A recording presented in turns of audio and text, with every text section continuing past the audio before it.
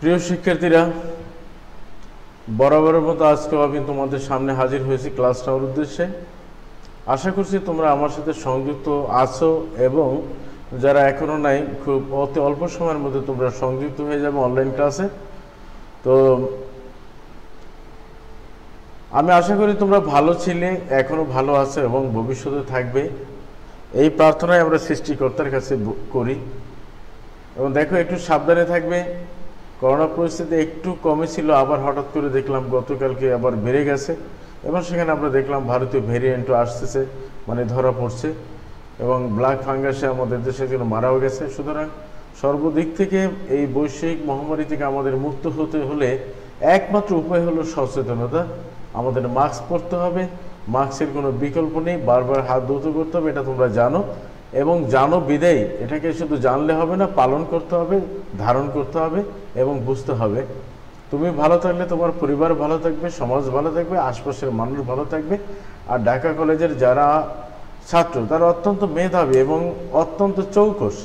সুতরাং আমি মনে করি তোমরা অন্যকে শিখাবে, নিজে তো শিক্ষা গ্রহণ করেছই, অন্যকে শিখাবে, সেই প্রত্যাশা রেখেই আমরা আজকে শুরু করি। কেন্দ্রীয় প্রবণতা আমরা গত সপ্তাহে সোমবারে পড়িয়েছিলাম গাণিতিক গড়, জ্যামিতিক গড় এবং তরঙ্গ গড়। তোমাদের একটা অঙ্ক দিয়েছিলাম, নিশ্চিত তোমরা করেছো। আজকে আমরা মধ্যম এবং প্রচুরকটা পড়িয়ে আমরা কিছু অঙ্ক করাবো।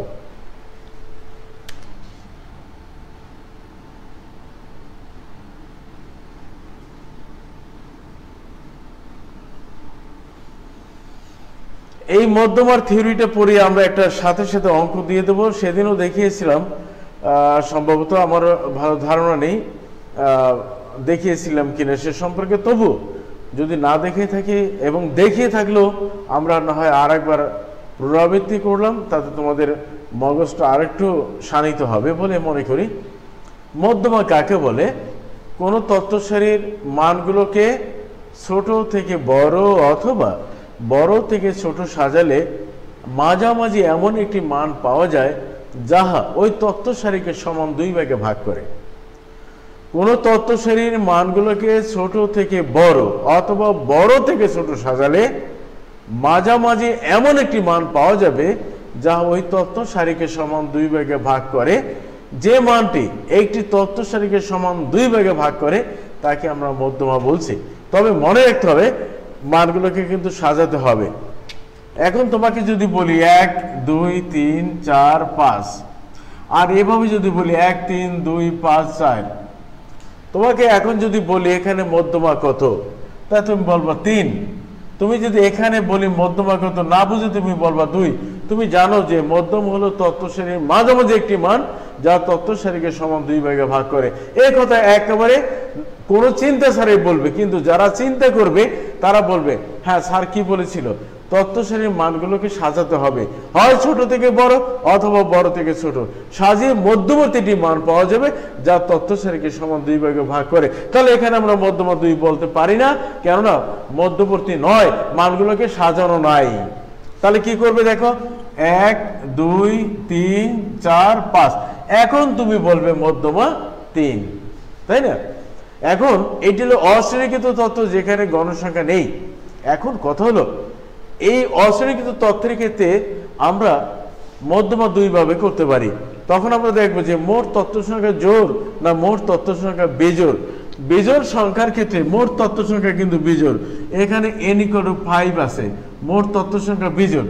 ফলে মধ্যমা একেবারে সরাসরি আমরা নির্ণয় করতে পারি, কিন্তু যদি একটি সংখ্যা বাড়িয়ে দেই, এটা তোমরা পড়েছ অনেক আগেই, তাহলে এক্ষেত্রে মধ্যমা কি হবে? আমরা জানি মোট তত্ত্ব সংখ্যা যদি বিজোড় হয় তাহলে মধ্যমা হয় মাঝামাঝি দুইটা সংখ্যার গাণিতিক গড়। এই দুইটা সংখ্যার গাণিতিক গড় তাহলে কত? 3 + 4 / 2 = 3.5। এই 3.5 কোথায় অবস্থান করবে? এখানে অবস্থান করবে।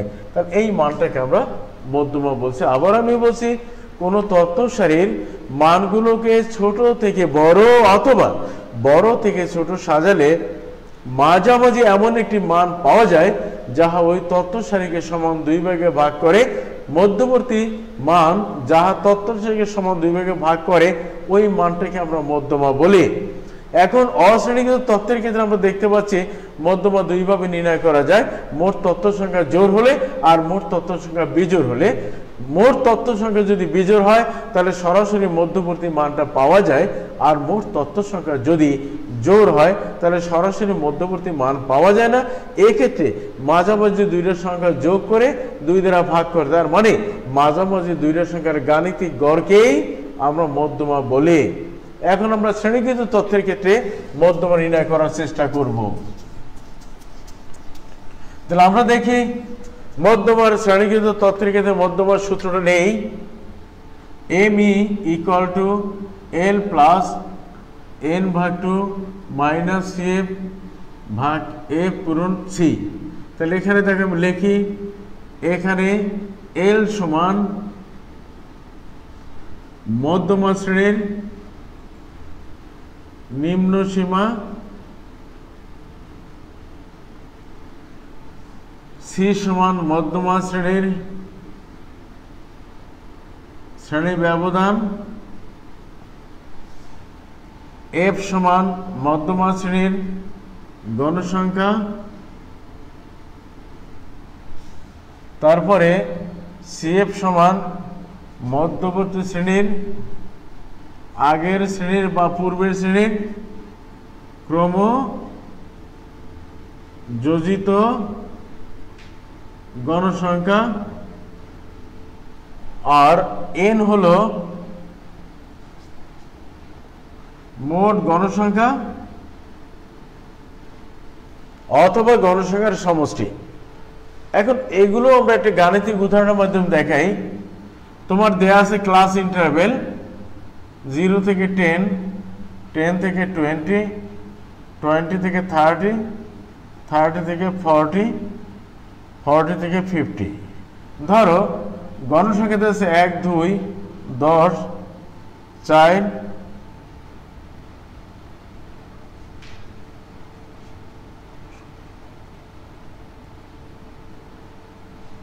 ধরো আছেই 5, 9, 10, 19, 20, 21, 22। এখন এই সূত্রের মাধ্যমে এখান থেকে মধ্যমা নির্ণয় করতে চাই, তাহলে আগে বের করতে হবে CF। আমরা জানি CF কে আমরা বলি কিউমুলেটিভ ফ্রিকোয়েন্সি, অর্থাৎ ক্রমযোজিত গণসংখ্যা। তাহলে এখন প্রথম শ্রেণীর F আর প্রথম শ্রেণীর CF একই মান, পরবর্তীতে আড়াআড়ি যোগ বসবে সামনে, আড়াআড়ি যোগ বসবে সামনে, আড়াআড়ি যোগ বসবে সামনে, আড়াআড়ি যোগ বসবে সামনে। দেখো এটা যোগ করে দেখো 22 হয়। এখন আসো এই পাঁচটা শ্রেণীর মধ্যে মধ্যমা কোন শ্রেণীতে আছে তা আমরা জানি না। আমরা ধারণা করতে পারি হয়তোবা আমরা জানি গণসংখ্যা নির্বাচনের ক্ষেত্রে সর্বোচ্চ গণসংখ্যা যে শ্রেণীতে আছে বা অবস্থান করে ওটাকে আমরা মধ্যমা শ্রেণী বলি, অথবা কেন্দ্রীয় প্রবণতার ওই নির্দিষ্ট মানটা বলি যে মানটার দিকে অন্যান্য মানগুলো জড়ো হয়। সুতরাং গণসংখ্যার ঘনত্ব দেখেও আমরা কেন্দ্রীয় মানটা পরিমাপ করতে পারি। এখানেও তাই আমরা মধ্যমা নির্ণয় করতে পারি। মধ্যমার শ্রেণী কোনটা হবে তা আমরা গণসংখ্যার সর্বোচ্চ গণসংখ্যা দেখেও আমরা নির্ধারণ করতে পারি। তাহলে এখানে সর্বোচ্চ গণসংখ্যা 10, আশা করছি আমরা এইটি হবে তার মধ্যমা শ্রেণী। তা না করে আমরা আমাদের মতো করি। নিয়ম কি? মধ্যমা তত্ত্ব সারিকে সমান 2 ভাগে ভাগ করে। তাহলে আমাদের প্রথম কাজ হবে n এর মানটাকে 2 ভাগে ভাগ করা। n আছে 22 ভাগ 2, দিস ইকুয়াল টু 11। তাহলে 11টা খুঁজবে কোথায়? n/2 এর মান খুঁজবে CF এর মধ্যে। দেখো প্রথম শ্রেণীতে মধ্যমার নাই, পাওয়া যাবে না, কেননা n/2 এর মান 11 আর প্রথম শ্রেণীতে CF আছে 1। সুতরাং এই শ্রেণীতে মধ্যমা নাই, নিশ্চিত হয়ে গেল। 3 এর মধ্যেও নাই, কারণ 3 এর সেই n/2 এর মান অনেক বড়। সুতরাং দ্বিতীয় শ্রেণীতে মধ্যমা নেই। দেখো 13, এই 13 এর মধ্যে অবশ্যই 11 অবস্থান আছে, n/2 এর মান আছে, কেননা যার মধ্যে খুঁজছি n/2 এর মান n/2 এর মান যার মধ্যে খুঁজছে সে বড়, সুতরাং বড়র মধ্যে ছোটটা পাওয়া যাবে। তাহলে কার মধ্যে পেলাম আমরা পেলাম 13 মধ্যে n/2 = 11। তাহলে এখন দেখি n/2 এর মান CF এর যার মধ্যে পাওয়া গেছে তার সোজা যে শ্রেণী ব্যবধান আছে ওই শ্রেণীতে আমরা নিশ্চিত মধ্যমা আছে এবং মধ্যমা থাকবে। তাহলে বলো আমাদের কি লাগবে? ওই শ্রেণীর নিম্ন সীমা লাগবে। এইগুলোকে বলে নিম্ন সীমা, এইগুলোকে বলে উচ্চ সীমা। তার নিম্ন সীমা কত স্যার? 20 হয়ে গেল L20। তার L = আমরা পাইলাম 20। মধ্যমা শ্রেণীর নিম্ন সীমা সি কে বলেছি মধ্যমা শ্রেণীর শ্রেণী ব্যবধান 20 থেকে 30 এর মধ্যে ব্যবধান 10, আমরা পেলাম 10। আমরা বলছি F মধ্যমা শ্রেণীর গণসংখ্যা, এটা যদি মধ্যমা শ্রেণী তার গণসংখ্যা কত? F this = 10। CF কে বলেছি মধ্যমা শ্রেণীর আগের শ্রেণীর ক্রমযুক্ত গণসংখ্যা, তো এটা মধ্যমা শ্রেণী তার আগের শ্রেণী এইটা, তাহলে কত? CF = 3। আর n কে বলছি মোট গণসংখ্যা, this = 22। স্যার এই মানগুলো যদি আমরা এখানে বসিয়ে দেই তাহলে কেমন হলো? 20 + 11 - 3 তারপর আছে 10 × 10, একেবারে মুখে মুখে করতে পারো।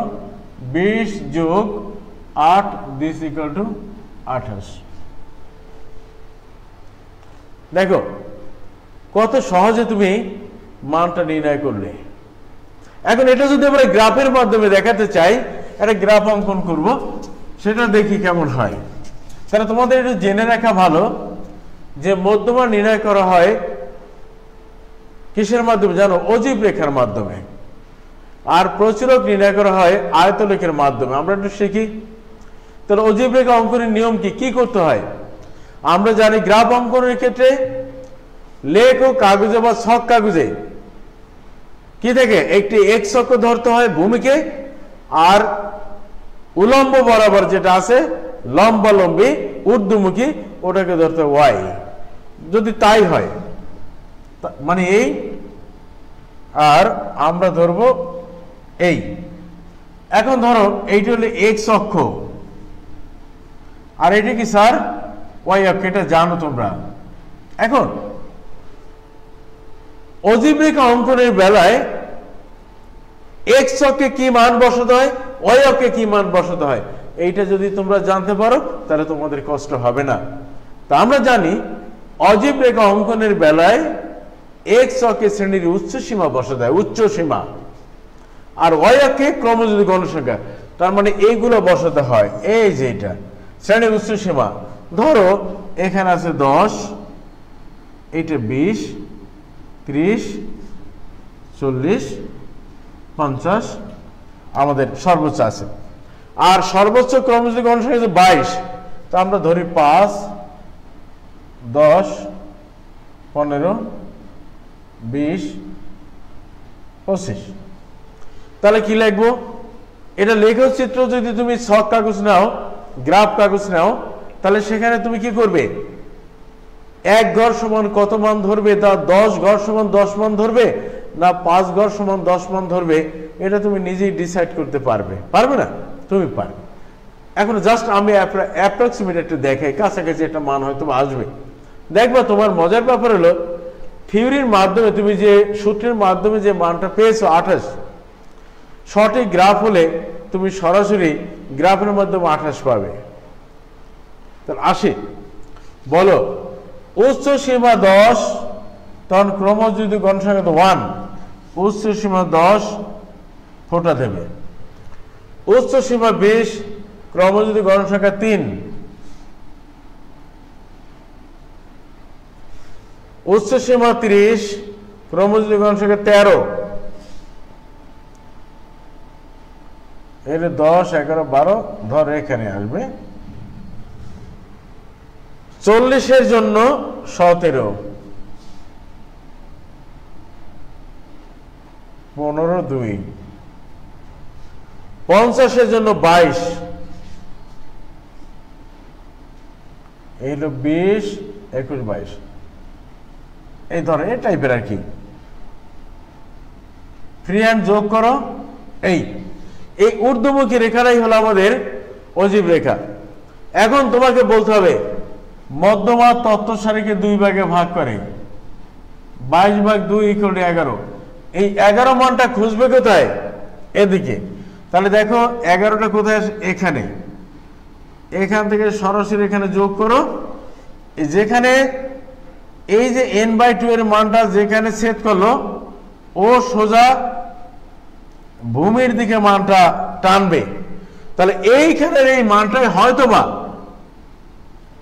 মধ্যমা তাহলে কি তোমার n/2 এর মানটা অজীব রেখার যে ঊর্ধ্বমুখী রেখাটা আছে তার যে জায়গাটিতে তারা মিলিত হলো n/2 এর মান আর ঊর্ধ্বমুখী অজীব রেখা ওই মিলিত জায়গাটা ভূমির সাথে মিলাবে ভূমিতে যে মানটা যে মানের সাথে মিললো ওই মানটাই হবে তোমার মধ্যমা তাহলে কত হয়তোবা অ্যাপ্রক্সিমেট তুমি যদি গ্রাফে আঁকো একবারে সরাসরি থিওরির মানের সাথে তুমি যে সূত্রের মাধ্যমে যে মানটা নির্ণয় করেছো তার সাথে গ্রাফের মানের হুবহু মিলে যাবে তাহলে আমরা যদি পরীক্ষা দেই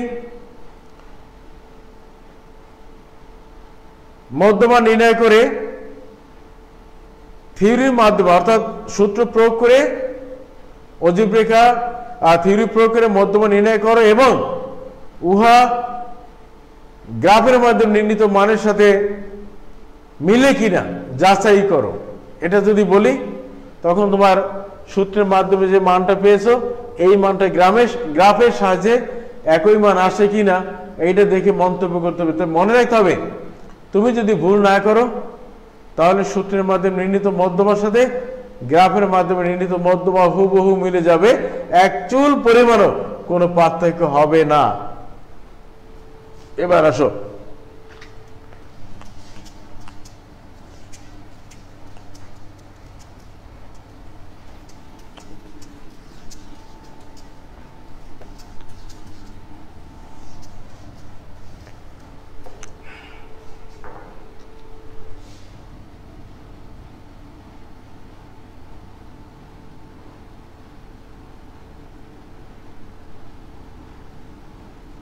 প্রচুরক মোড সংক্ষেপে বললাম আমরা এমও এখানে মানগুলোকে সাজানোর দরকার নেই শুধু পর্যবেক্ষণ করা দরকার আমরা দেখব একটি তথ্য সারিতে কোন মানটি সর্বাধিক বার আছে কোন মানটি বেশি বার ঘটেছে যে মানটি সর্বাধিক বার থাকবে যে মানটি বেশি বার থাকবে ওই মানটাকে আমরা প্রচুরক বলি কোন তথ্য সারির মানগুলোকে পর্যবেক্ষণ করলে যদি দেখা যায় কোন একটি দুটি মান সর্বাধিক বার ঘটেছে একই মান বারবার ঘটছে ওই মানটাকে আমরা প্রচুরক বলি এখন আমরা যদি বলি 1 3 3 5 এক্ষেত্রে দেখা যায় 3 মানটি 2 বার ঘটেছে সুতরাং এই তথ্য সারির ক্ষেত্রে প্রচুরক 3 ওকে স্যার ওকে এর বাইরে আর কিছু বলার দরকার নেই এখন শ্রেণীকৃত তথ্যের ক্ষেত্রে আমরা প্রচুরক কিভাবে নির্ণয় করব সূত্রটা কি দেখো L প্লাস del 1 যোগ del 2 ইনটু C এখানে দেখো L হলো প্রচুরক শ্রেণীর নিম্ন সীমা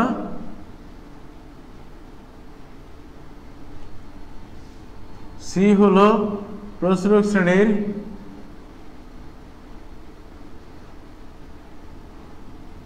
শ্রেণী ব্যবধান del 1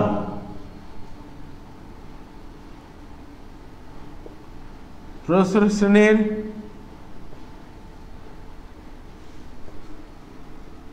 গণসংখ্যা মাইনাস তার না লিখে আমরা লিখি ওই শ্রেণীর আগের শ্রেণীর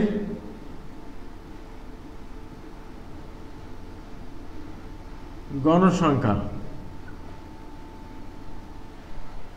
ডেল টু প্রস্রক শ্রেণীর গণসংখ্যা মাইনাস ওই শ্রেণীর পরের শ্রেণীর গণসংখ্যা। আর তো নেই, আমার 1 2 3 4টার বর্ণনা হয়ে গেল।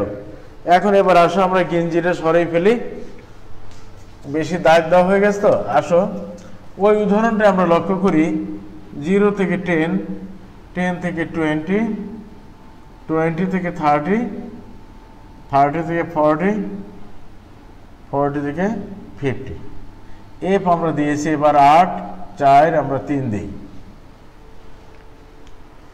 এখন শ্রেণীকৃত তত্ত্বের ক্ষেত্রে প্রস্রক শ্রেণী নির্ধারণের নিয়ম হলো সর্বোচ্চ গণসংখ্যা দেখেই আমরা প্রস্রক শ্রেণী নির্ধারণ করব। সর্বোচ্চ গণসংখ্যা যে শ্রেণীতে অবস্থান করে ওইটি হলো প্রস্রক শ্রেণীর শ্রেণী ব্যবধান। তাই দেখো সর্বোচ্চ শ্রেণী কত, সর্বোচ্চ গণসংখ্যা 8, তাহলে সর্বোচ্চ গণসংখ্যার কোন শ্রেণীতে অবস্থান করে বলো? 20 থেকে 30-এর মধ্যে। তাহলে আমাদের লাগবে কি ওই শ্রেণীর নিম্ন সীমা দিস ইকুয়াল টু 20, ওই শ্রেণীর শ্রেণী ব্যবধান দিস ইকুয়াল টু 10। ডেল ওয়ান বলেছি সর্বোচ্চ গণসংখ্যা প্রস্রক শ্রেণীর গণসংখ্যা মাইনাস তার আগেরটা 8 - 2। আমরা ডেল টু বলেছি সর্বোচ্চ গণসংখ্যা মাইনাস তার পরেরটা। একেবারেই সহজ ধারণা স্যার। সর্বোচ্চ গণসংখ্যা থেকে ঠিক তার উপরের গণসংখ্যাটা বিয়োগ করলে পাবে ডেল ওয়ান। সর্বোচ্চ গণসংখ্যা থেকে ঠিক তার নিচের গণসংখ্যাটা বিয়োগ করলে পাবে ডেল টু। এখন তুমি যদি মানগুলো এখানে বসিয়ে দাও তাহলে তুমি দেখতে পাচ্ছ, দেখো 20, 8 - 2 = 6, 6 যোগ 8 - 4 = 4 × 10। দেখো আমাদের ক্যালকুলেশন হয়ে গেল, দিস ইকুয়াল টু 20 যোগ 6 = 26। প্রচুরক হয়ে গেল। এখন এটা যদি আমরা চিত্রের মাধ্যমে দেখাতে চাই যে আমার সূত্রের মাধ্যমে নির্ণীত মান আর গ্রাফের মাধ্যমে নির্ণীত মান এক কিনা, এটা যদি আমরা যাচাই করতে চাই তাহলে মনে রাখবে প্রচুরক নির্ণয়ের জন্য আয়তলেখ প্রয়োজন আর মধ্যমা নির্ণয়ের জন্য অজীব রেখার প্রয়োজন। আসো তাহলে আয়তলেখ অঙ্কনের নিয়ম কি? নিয়মটা হলো, আমরা তো গাণিতিক পেয়ে গেছে 26, এটা নিয়ে আর কথাবার্তা নেই। এবার আসো তাহলে আবার এক্স অক্ষ, এই এক্স অক্ষ আর হলো ওয়াই অক্ষ। তাহলে অজীবের সাথে পার্থক্য কি দেখো, অজীব রেখা অঙ্কন করতে হলে এক্স অক্ষে শ্রেণীর উচ্চ সীমা বসাতে হয়, আর আয়তলেখ অঙ্কন করতে হলে শ্রেণী ব্যবধান বসাতে হয়। তা আমরা যদি মনে করি এখানে টান দিয়ে বলতে পারি এখানে 0 থেকে 10 শ্রেণী ব্যবধান, 10 থেকে 20, 20 থেকে 30, 30 থেকে 40, 40 থেকে 50 শ্রেণী ব্যবধান বসিয়ে দিলাম। তাহলে এক্স অক্ষে শ্রেণী ব্যবধান, ওয়াই অক্ষে গণসংখ্যা 5, 10, আর তো লাগে না কারণ আসি তো 8টা। তাহলে আমরা দেখি 0 থেকে 10 পর্যন্ত গণসংখ্যা কত? 1। 0 থেকে 10 পর্যন্ত গণসংখ্যা 1। বসাবে ঊর্ধ্ব সীমায়, যোগ করবে নিম্ন সীমা হইতে। এই 10 থেকে 20-এর মধ্যে কত? 2।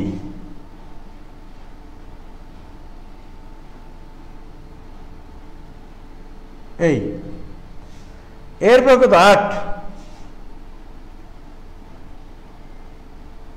5, 6, 7, 8 ধর এখানে, আমি তো এক্স্যাক্টলি বলতে পারবো না। এই এর পাশে 4, এখন ডাইরেক্ট বসিয়ে দাও। এর পাশে 3, এই আয়তলেখ। এখন দেখো সবচেয়ে বড় কোনটা? এইটা। তাহলে এইটা এই কর্ণ থেকে পরবর্তীটার সাথে যোগ করবা, এইটার সাথে এইটা যোগ করবা। এই যে মধ্যবর্তী অংশটা, যে এদিক থেকে যে এই কোণার সাথে এই কর্ণের যে মিল, এইটার সাথে এইটা মিল, এইটা ছেদ করতে গিয়ে আমরা দেখা যায় দুইটার একটা ছেদ বিন্দু পাওয়া যায়। এই ছেদ বিন্দুটা জাস্ট ভূমির সাথে মিলাবা, তাহলে ভূমির সাথে নির্ণীত মানটাই হলো প্রচুরক। তাহলে দেখা যায় যে আমরা সূত্রের মাধ্যমে যে মধ্যমা প্রচুরক পাই, ঠিক গ্রাফ কাগজটায় যদি আমরা এটাকে প্লটিং করে অঙ্কন করি, গ্রাফ, আয়তরেখা, মজিব রেখা, তাহলে দেখা যায় আমরা যদি নির্ণয় পদ্ধতিটা জানি,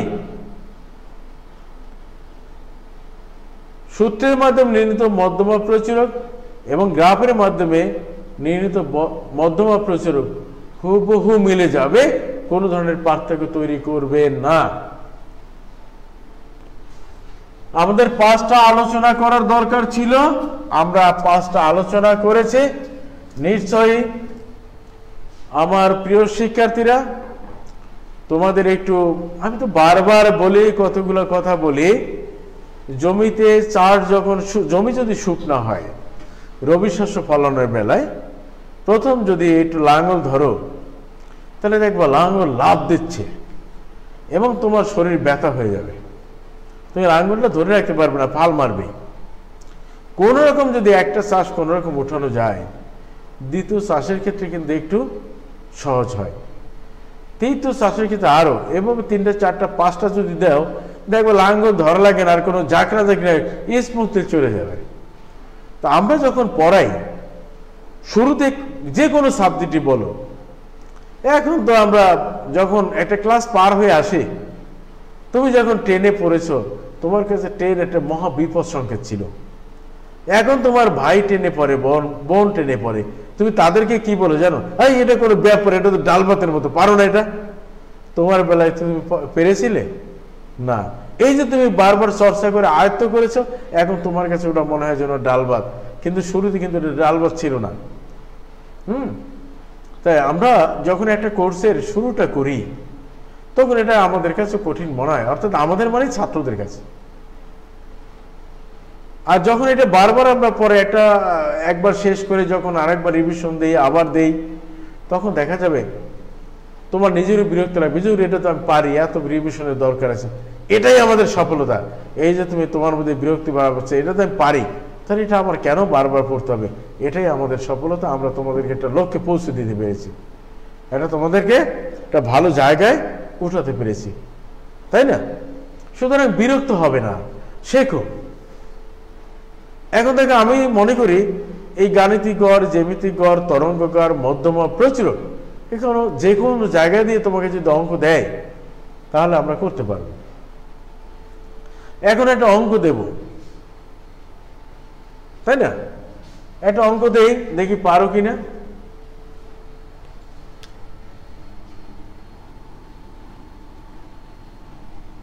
জনৈক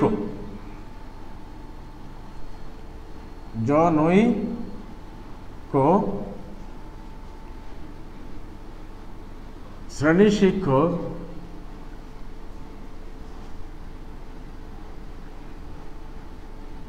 বললেন, দুটি অসম ধনাত্মক, অসম দেব না, আমরা অশূন্য দেই, অশূন্য ধনাত্মক সংখ্যার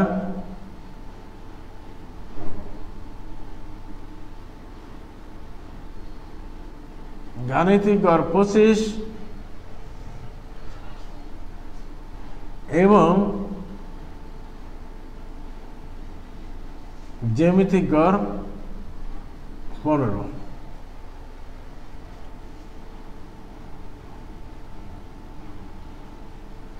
তিনি বললেন যে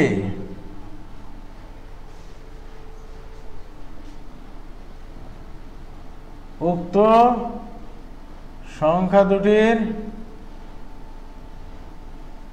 মধ্যে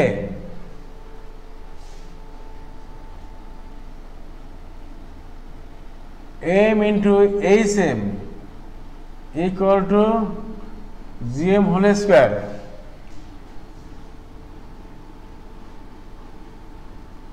সম্পর্কটি বিদ্যমান। ক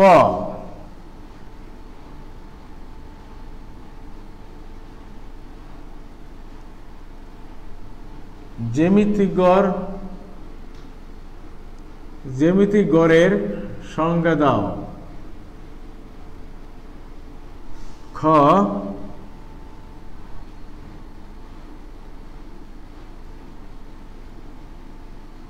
গাণিতিক গড় প্রান্তীয় মান দ্বারা প্রভাবিত হয়, ব্যাখ্যা করো। গ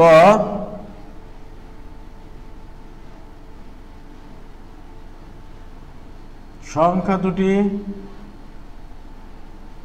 নির্ণয় করো। ঘ তুমি কি উদ্দীপকের বক্তব্য মতামত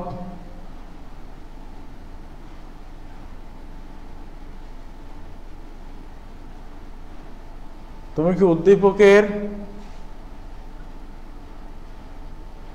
সাথে একমত? বিশ্লেষণপূর্বক মতামত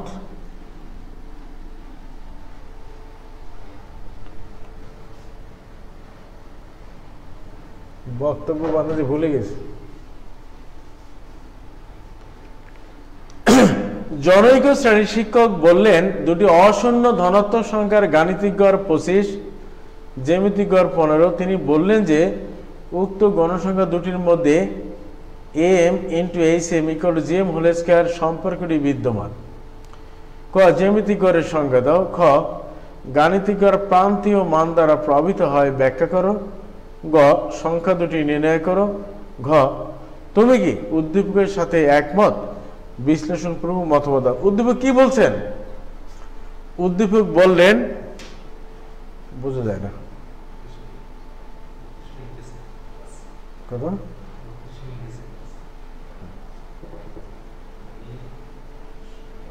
আচ্ছা, তাহলে তুমি কি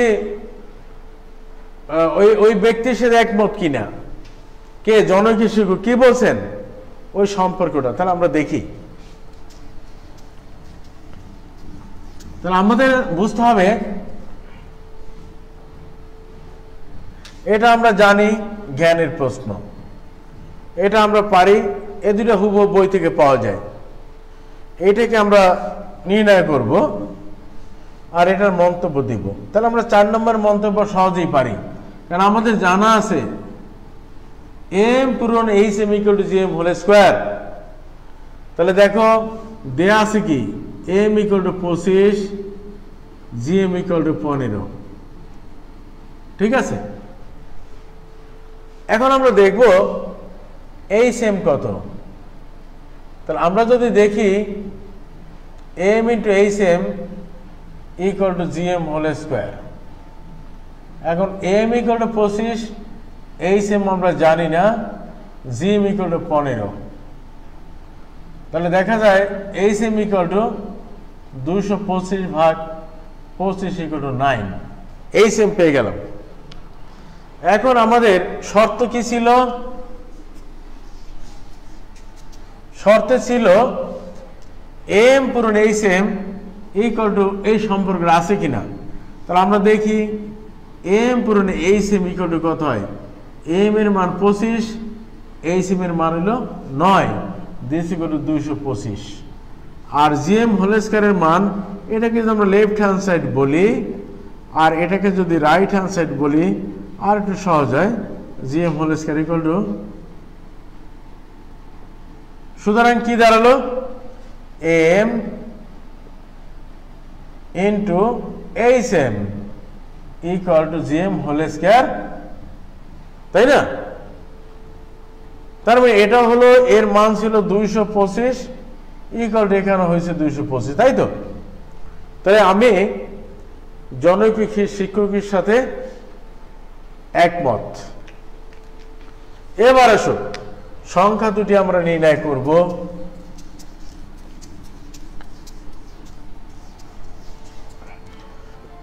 ধরো সংখ্যা দুটি x1 x2, এই দুটি মান আমাদের অশূন্য ধনাত্মক সংখ্যা। শর্ত মতে দুইটা সংখ্যার গাণিতিক গড় ইকুয়াল টু 25, অতএব x1 যোগ x2 ইকুয়াল টু 5। 1 নং সমীকরণ দাও। দুইটা সংখ্যার জ্যামিতিক গড় 15, এ স্কয়ার করো, হয়ে গেল। এখন আমরা জানি একটা প্লাসের ইকুয়েশন আছে আর একটি গুণফল আছে। তা আমরা যদি প্লাসের ইকুয়েশনের মাধ্যমে গুণফলের মাধ্যমে মাইনাস একটি ইকুয়েশন বের করতে পারি, তাহলে দুটাকে সমাধান করা সহজ হয়। তা আমাদের কি জানা আছে? a minus B whole square equal to a plus B whole square minus 4ab। 50 এর মান দেয়া আছে 4, এর মান দেয়া আছে x1 x2 225, 2500 minus 900 this equal two 1600। অতএব x1 minus x2 equal to 40। আমরা 1 এবং 2 সমীকরণ পেয়ে গেলাম। এই স্কয়ারটা আমরা 1600 উপরে রুট করলাম। 1 যোগ 2 আমরা পাই, কি পাই বলো? x1 যোগ x2 equal to 50, x1 minus x2 equal to 40, this equal two 2x1 90, x1 equal to 45। পেয়ে গেলাম একটি সংখ্যা।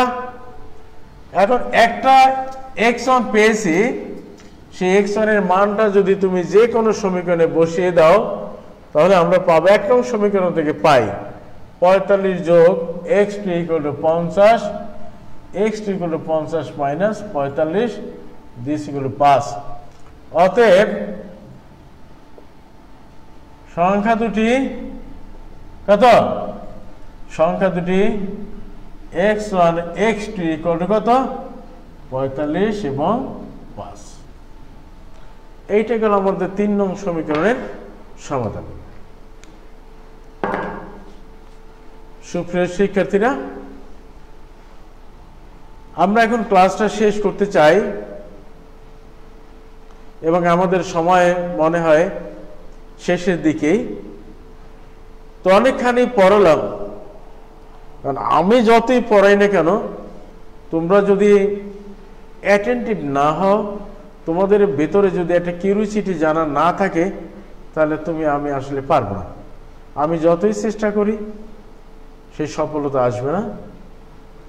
তা আবার দেখা হবে আগামী সোমবারে, যদি বেঁচে থাকি। সে পর্যন্ত তোমরা ভালো থাকবে, সুস্থ থাকবে। আর যারা আমার সাথে এতক্ষণ সংযুক্ত ছিলে, সবাইকে ধন্যবাদ জানিয়ে আজকের মতো আমার ক্লাসটা শেষ করছি। সবাই ভালো থেকো, সুস্থ থেকো।